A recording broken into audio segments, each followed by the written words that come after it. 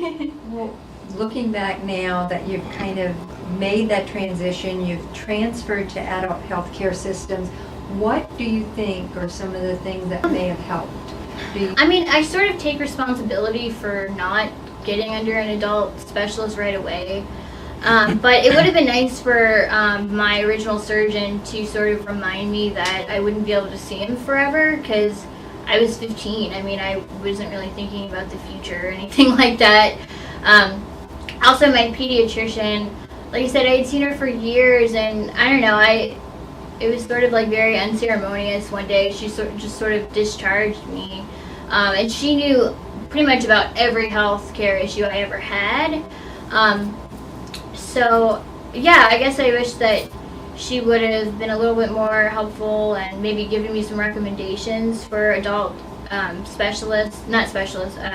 general practitioners, especially who take my insurance because I don't have like standard insurance as well. Zach, what do you think about moving on from your perspective? What do you feel about moving on to the adult providers and having new doctors and what's in store for your future?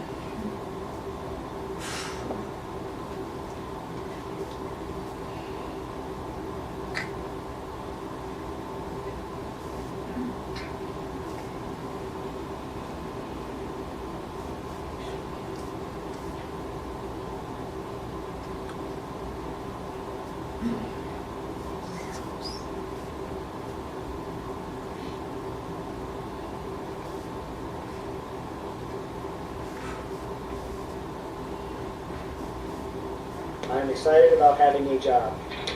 Changing to a new hospital and new doctors makes me a little anxious, but I like to meet new people. Awesome. Sounds like exciting things are ahead. So we said none of the providers seem to have formal support programs, but they were supportive in the sense that they kind of... They are helping us to, learn about providers in our area and here. They have some names for me, so we will go and meet those providers and, see if we think they're willing to accept Zach as a patient. I guess we'll have an interview, and we'll be the ones who are being interviewed as well as the provider. It won't be, like looking for a personality fit. We kind of don't have that option because of the complexities. We're going to have to go where the person is willing to accept his case. And that's qualified to manage the case. Right. Well, if you had any advice or anything you'd like to share with providers, anything that could help them when they are thinking about establishing transition policies and such in their offices? I think a transition clinic would be awesome, where the adult provider came to clinic with the pediatric provider, met the family, got the handoff of recent scans, the case history,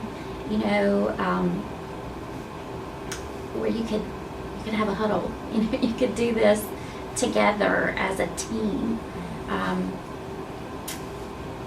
We saw doctors in January to begin transition.